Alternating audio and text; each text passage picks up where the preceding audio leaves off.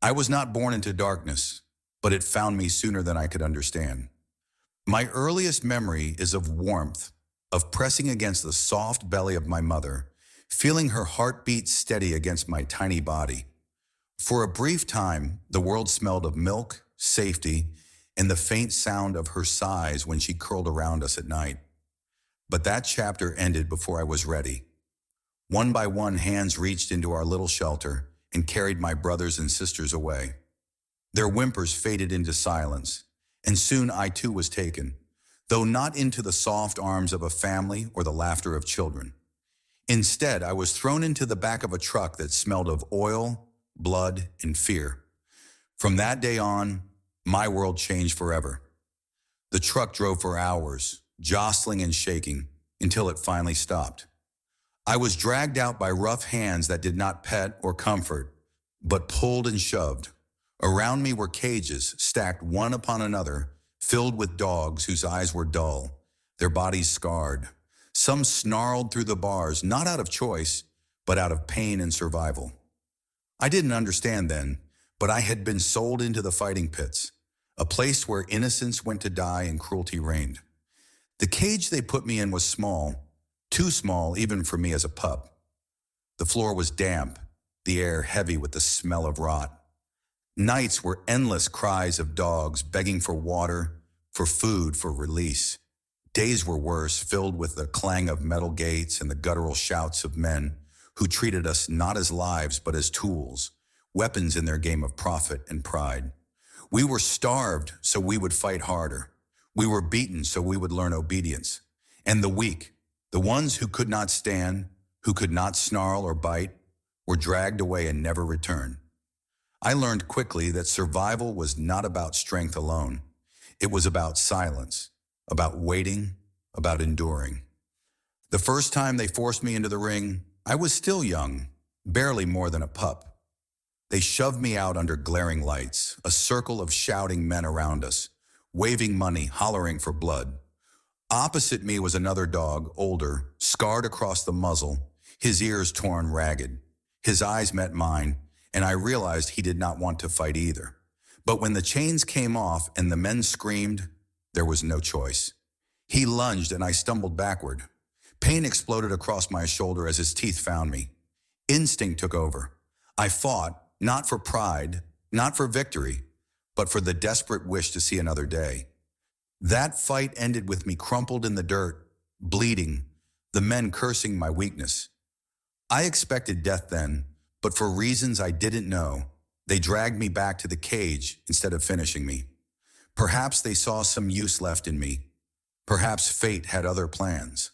Days blurred into weeks, weeks into months. I grew, not just in size, but in scars. My once soft coat became patchy, torn. My ribs pressed sharp against my skin. Every fight left me more battered, but every return to the cage meant I had survived. Survival became my only measure of success. I stopped dreaming of warmth, of family, of soft voices. I stopped believing I was meant for anything but this endless cycle of blood and pain. Yet a small part of me, buried deep, refused to die. The part that remembered my mother's heartbeat, the comfort of her warmth. It whispered to me in the darkest nights that maybe, just maybe, life had more to offer than this. One night, after another brutal fight that left my ear shredded and my leg throbbing, I lay in the corner of my cage, trembling. Around me, other dogs whimpered or licked their wounds. I remember closing my eyes and thinking, let it end. My body ached too much. My spirit felt too heavy. But the next morning, something stirred. The men were restless, louder than usual. Trucks rumbled outside. Then came the sound of boots, many of them, stomping in unison. Strange voices shouted, different from the ones I had grown used to. There was panic. Doors slammed. And then for the first time in my life, I heard a sound that didn't carry anger or cruelty. It's okay, boy. You're safe now. The gate to my cage was ripped open, and a figure crouched in front of me. Their hands were gentle, cautious, extended not to grab but to offer. I didn't move at first. My body shook with fear. I thought it was another trick, another game. But then I caught the scent, Clean, human, but without the stench of alcohol or rage. It was warm. It was kind. My heart thudded against my chest as I hesitated. Slowly, painfully, I took one step forward, then another, and when their hand brushed against my muzzle, instead of striking, it stroked. I didn't know what to do with that touch. It was foreign and familiar all at once. They wrapped me in a blanket and carried me out of the pit. My eyes blinked against the sudden daylight. I had forgotten the sun, the open air, the smell of grass. For years, my world had been nothing but cages and blood. Now, as the wind touched my face, I felt something stir inside me. Something I hadn't felt in so long, I nearly didn't recognize it. Hope. But hope was fragile. My body was broken, my wounds deep. I was loaded into a van with other dogs, all of us shivering, silent, unsure if this freedom was real. Some barked weakly, others whined, but most sat in stunned quiet. We didn't know where we were going. We only knew it wasn't back into the pits. That night, for the first time in my life, I lay on something soft, a blanket, folded and warm. My body trembled, not from fear, but from confusion. A bowl of food was placed before me, more than I had ever seen in one sitting. I ate until my stomach hurt, afraid it might vanish if I didn't finish quickly. Gentle hands cleaned my wounds, wrapped them, whispered words I didn't understand, but felt were kind. I closed my eyes, half expecting to wake up back in the cage. But morning came, and the blanket was still beneath me. The bowl was filled again, and the hands returned, still gentle, still kind. I did not know it then, but that night was the beginning of everything. The beginning of healing, the beginning of trust, the beginning of the life I was meant to live all along. The days that followed felt like a dream I wasn't sure I deserved. My body was weak, stitched in places, bandaged in others, but the humans at the shelter treated me as though I was something worth saving. Every morning they greeted me with soft voices and fresh food. Every night they checked my wounds and whispered words of comfort. Yet even as I lay wrapped in blankets, part of me remained frozen in the pits. When footsteps echoed in the hallway, I braced for the sound of a door slamming, for the sting of a blow. When another dog barked nearby, my body tensed, expecting the command to fight. The humans noticed my fear. They moved slowly around me, crouched low to the ground, so they wouldn't tower over me. They never reached for me suddenly. They let me come to them, inch by inch, day by day. Sometimes I wanted to press into their touch, to believe the kindness was real. But the memories clawed at me, men shouting, chains rattling, blood staining the dirt. My heart wanted to trust, but my mind whispered that it was a trick, that pain always followed comfort. One volunteer, a woman with warm eyes and a steady presence, seemed to understand me better than the rest. She sat outside my kennel for hours, reading aloud or simply sitting in silence. She never forced me closer. She just waited. Over time, her scent became familiar, comforting. I began to associate it not with fear, but with peace. One day when she placed her hand gently on the ground between us, I lowered my head and touched her fingers with my nose. She didn't move. She didn't startle me. She simply smiled, and something inside me cracked open, just a little. Still, healing was not a straight path. There were nights I woke trembling, paws twitching as nightmares dragged me back to the ring. In my dreams, I could feel the teeth of other dogs tearing into me, hear the roar of men demanding more violence. I would wake with a whimper, heart pounding, convinced I was still there. But then I would see the blanket beneath me, the soft light of the shelter room, and realize I was safe. The volunteers began leaving a small toy by my side, something to chew when the fear became too much. It wasn't much, but it gave me something to ground myself, a reminder that I no longer lived in chains. Slowly, my wounds began to close. Fur grew back over the scars, though the marks would never fully fade. My ribs no longer showed as sharply. My legs grew stronger. For the first time in years, I had the energy to play. At first, I didn't know what play even meant. When they rolled a ball across the floor, I stared at it blankly. My life had been about survival, not games. But one day, instinct kicked in. I lunged, teeth closing gently around the ball, and the humans laughed, clapping their hands. The sound startled me, but it wasn't cruel laughter. It was joy, and it was directed at me. For reasons I didn't fully understand, I wagged my tail. It was the first time I remembered wagging it since I was a pup. Other dogs lived at the shelter too. Some rescued from the same pits, others abandoned on the streets. At first, being near them filled me with dread.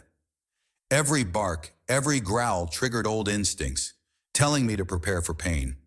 But the humans supervised carefully, introducing us slowly, rewarding calmness. Over time, I learned that not every bark meant danger, not every growl meant a fight. Some dogs approached with friendly nudges, tails wagging in invitation. For the first time, I experienced companionship without bloodshed. It was strange, but it planted another seed in me. Perhaps dogs, like humans, could offer more than cruelty. Months passed, and I began to feel the weight of my past lifting, little by little. Still, I carried scars not only on my body, but in my heart. There were moments when a loud bang outside would send me cowering into a corner. A raised voice would make me tremble. Trust was fragile, and though I wanted to believe in this new world, I still battled the shadows of the old one. The volunteers never scolded me for my fear. They offered patience instead, teaching me that healing was not weakness, but strength. Then came the day everything changed again. The warm-eyed woman who had sat with me for months arrived with different energy. She crouched beside me, whispering my name, stroking my fur. The other volunteers gathered, smiling. I didn't understand, not until she slipped a collar gently around my neck. Not the heavy chain I had known, but a soft, padded one, and clipped on a leash. My body stiffened at first, memories of being dragged flooding back. But her touch was gentle, her words soothing. Step by step, she led me out of the shelter, not into a cage, but into the open world. Grass spread beneath my paws, cool and soft. The sky stretched endlessly above me, blue and bright. The sun warmed my back. Birds sang in the trees. Every scent was new, overwhelming, intoxicating. Fresh earth, blooming flowers, the faint trail of other dogs who had walked here before me. I froze, overwhelmed by it all. But she knelt beside me, resting her hand on my shoulder, reminding me I wasn't alone. Together we walked. Slowly at first, then with more confidence. My paws sank into the grass. My nose pulled me toward new smells. My heart pounded with a strange sensation. Something I hadn't felt in years. Freedom. I didn't know it yet, but that walk wasn't just a walk. It was a promise. A promise that my life was no longer measured by scars and fights, but by steps into a future I never thought I'd see. That night, instead of returning to the shelter, I followed her into a new place. The scent was unfamiliar but not threatening. The air carried warmth, food, and the faint smell of safety. A bed waited for me in the corner, soft and inviting. She knelt beside me, removed the collar, and whispered words I couldn't understand but felt in my bones. I curled up on the bed, uncertain, but when she turned off the light and the world fell silent, I realized something remarkable. For the first time, I was not afraid of the dark. The first night in her home felt unreal, as though I had wandered into a dream I didn't belong in. The bed she gave me was soft, far too soft for a body used to cold concrete. I circled it cautiously, pawing at the blanket, unsure if it was truly mine. The woman, my rescuer, sat nearby, watching with patient eyes, whispering encouragement. Finally, I lowered myself onto the cushion, every muscle tense, waiting for the sudden yank of a chain or the sharp bark of a command. But nothing came. The house was silent except for the hum of appliances and the occasional creak of wood. I closed my eyes, uncertain, and drifted into sleep. When morning came, I woke with a start. For years, waking meant hunger, fear, another fight. My heart pounded, bracing for the familiar routine of cruelty. But instead, she appeared with a bowl, brimming with food and fresh water. Her voice was gentle, her touch kind. I ate quickly, gulping as though the bowl might vanish at any moment. She didn't scold me. She simply refilled it, reassuring me that there would always be more. It was a lesson my body resisted, but slowly, day after day, I began to believe I would never starve again. The house itself was a world I didn't understand. Doors that opened without chains, windows that let light spill across the floor, a yard where grass stretched under the open sky, a space large enough to run without fear of a barrier slamming shut. The first time she let me into the yard, I froze at the threshold. My paws hovered at the doorway, caught between habit and hope. Then with a soft whistle, she coaxed me forward. The air outside smelled of life, earth, flowers, distant neighbors, and somewhere faintly other dogs.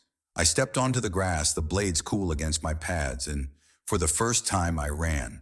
Not chased, not fighting, just running. My ears flapped, my lungs filled with air, and I felt weightless, unchained. She laughed as she watched me, and though I didn't understand her words, I knew what laughter meant this time. Joy. Yet as beautiful as this new world was, shadows of the old one lingered. Loud noises sent me cowering under tables. The slam of a car door outside made me shake. If a stranger approached too quickly, my hackles rose, not out of aggression but fear. I wanted to trust, to believe I was safe, but my past clung to me like scars under my fur. The woman never grew angry at my fear. She gave me space, whispered reassurances, and guided me gently back to calm. Each time, her patience chipped away at the walls I had built around myself. One evening, as the sun dipped low and painted the sky in streaks of gold and pink, she sat in the yard with me. I lay a few feet away, chewing a toy she had given me, a simple rope, but it was mine, and that made it priceless. Without warning, a firework cracked in the distance. My body jolted, my toy dropping from my mouth. Instinct drove me to the ground, belly pressed low, ears flat, trembling. Memories surged back, shouts, explosions, chaos. I whimpered, unable to move. She didn't rush to me, didn't grab me. Instead, she slid closer slowly, sitting near but not touching. Her voice was steady, soothing, a gentle murmur that broke through the panic. She waited until my breathing slowed, until my trembling eased, before reaching out to stroke my back. The touch was grounding, anchoring me to the present. That night, when I curled up to sleep, I did so closer to her chair, no longer needing as much distance. Days turned to weeks, weeks to months. My body grew stronger. My fur regained its shine. The hollowness in my eyes began to fade. I learned new things every day, what it meant to go for walks on a leash that didn't choke, how to ride in a car without fear of being dumped in a pit, how to nap in sunlight streaming through a window. Each lesson brought a piece of normalcy, a reminder that I was more than what had been done to me. The woman introduced me to her friends and family, each of them cautious, each of them kind. At first, I stayed pressed to her side, wary of unfamiliar faces. But over time, I allowed hesitant pats, gentle scratches behind the ears. Their laughter was not cruel. Their smiles were not mocking. They saw me not as a weapon or a burden, but as a living soul deserving of love. Slowly, I began to see myself that way too. There were setbacks, of course, nights when nightmares dragged me back to the fighting pits, and I woke howling, claws scratching at the floor. Mornings when I flinched at the brush of a hand, ashamed of my own fear. But she never gave up on me. Each time I stumbled, she was there to steady me. Each time I faltered, she reminded me that healing wasn't about forgetting, but about learning to live again despite the scars. One afternoon, something remarkable happened. She left the room for a moment, and I followed her, not out of fear of abandonment, but out of choice. My paws patted behind her as she moved from one room to the next. When she turned and noticed me, she laughed softly, kneeling to rub my head. In that moment, I realized the truth. I wasn't following her because I was afraid of being left behind. I was following her because I belonged with her. Belonging. It was a word I had never understood in the pits. There, dogs belonged to no one but chains and violence. But here, in this home, I belonged to her and she to me. My scars didn't disappear, but they no longer defined me. They were reminders of what I had survived and proof of the love that had carried me out of darkness. As seasons changed, so did I. Winter brought snow, and for the first time, I leapt into drifts of white, nose buried, tail wagging uncontrollably. Spring filled the yard with blossoms, scents that sent me bounding joyfully from corner to corner. Summer meant long walks at dusk, when the world was bathed in golden light and my shadow stretched long beside hers. Autumn scattered leaves across the ground, and I chased them like a pup discovering play for the first time. Every season was a gift, every day a miracle, and through it all, she remained by my side. The woman who saw not just a broken dog from the fighting pits, but a survivor, a companion, a friend. I no longer measured time by fights or cages, but by walks, meals, naps, and the steady rhythm of her presence. Slowly, I stopped being just a rescue. I became family. Time has a way of softening even the deepest wounds, though it never erases them. My scars are still here, lines across my ears, faint ridges along my muzzle, patches of fur that never grew back quite the same. But when people see me now, they don't recoil or whisper about the life I once lived. They reach out to stroke me, to scratch behind my ears, to marvel at the way my tail wags as though it has never known sadness. They call me strong, brave, resilient. I don't think of myself as those things. I think of myself as lucky. Lucky that in a world filled with cruelty, I found a hand that chose compassion. Living in a home has taught me more than I ever thought possible.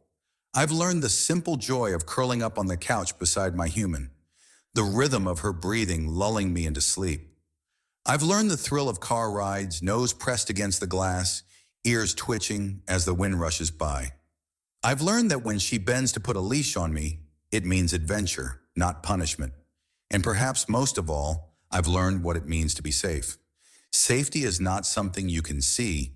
It's something you feel deep in your chest, a quiet certainty that no matter what happens, you are not alone.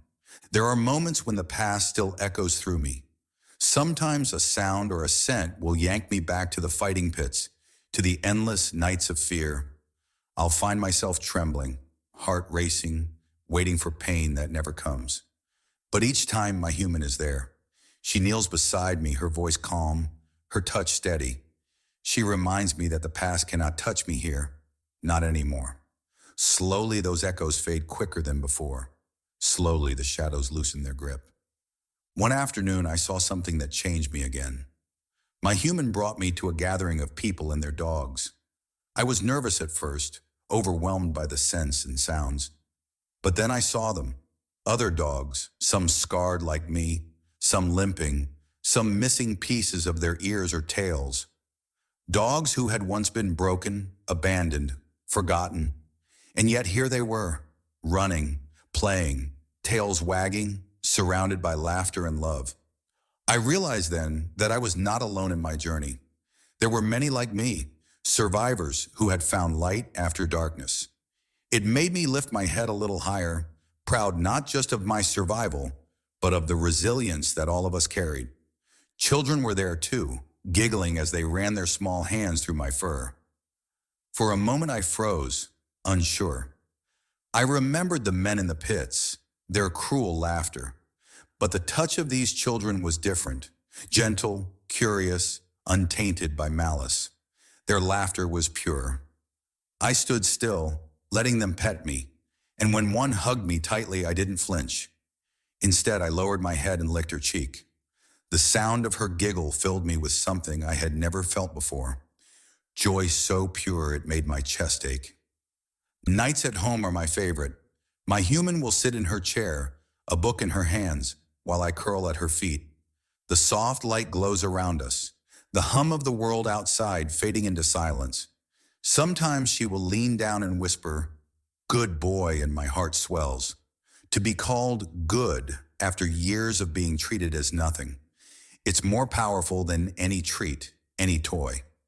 It is validation that I am more than what I was forced to be. I often think about the dogs who never made it out of the pits, whose stories ended in silence. I carry them with me, their memory etched into every scar I bear. But I also know that my survival means something. My story is not just mine.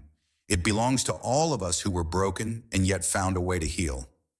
Every wag of my tail, every playful bark, every nap on a soft bed is a testament to the life they were denied. In living, in thriving, I honor them. Sometimes when the house is quiet and the stars shine through the window, I dream of my mother. I don't remember her face clearly anymore, but I remember her warmth, her heartbeat, the way she curled around me to keep me safe. I wonder if she knew the life I was destined for. I wonder if she would be proud of how far I've come. In those moments, I like to believe she would be, that she would look at me now and see not a victim, but a survivor. My human often takes me on walks through the park. Strangers smile as we pass, sometimes stopping to admire me. They see a strong, happy dog trotting beside his human, ears perked, tail wagging. They don't see the battles I fought to get here, the nights I cried in silence, the fear that once consumed me. And that's okay, because I don't want to be defined by my suffering. I want to be defined by my survival, by the love I give freely now, by the life I've built out of brokenness. If there is one thing my journey has taught me, it is this. Cruelty can wound, but love can heal. Chains can scar, but freedom can restore. Darkness can linger, but even the faintest light can guide you home.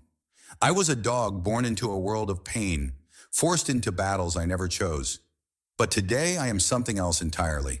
I am a companion, I am a friend, I am loved. And so, dear listener, if you hear my story, let it remind you that no creature is beyond saving, no scar too deep to heal. Behind every pair of frightened eyes is a soul waiting for kindness. Behind every trembling body is a heart that can learn to trust again. I was once a dog from the fighting pits, forgotten and discarded. But now I am proof that second chances are real, that hope can survive even in the darkest of places. When I curl up at night beside the woman who saved me, I no longer fear the shadows. I no longer brace for pain. I close my eyes and let peace settle over me. My scars may remain, but they tell a story of survival, of transformation, of love found in the unlikeliest of places. This is my story, a story that broke my heart to live through, but healed it to tell. And maybe, just maybe, it will break your heart too. Not with sorrow, but with the kind of ache that makes you believe in miracles.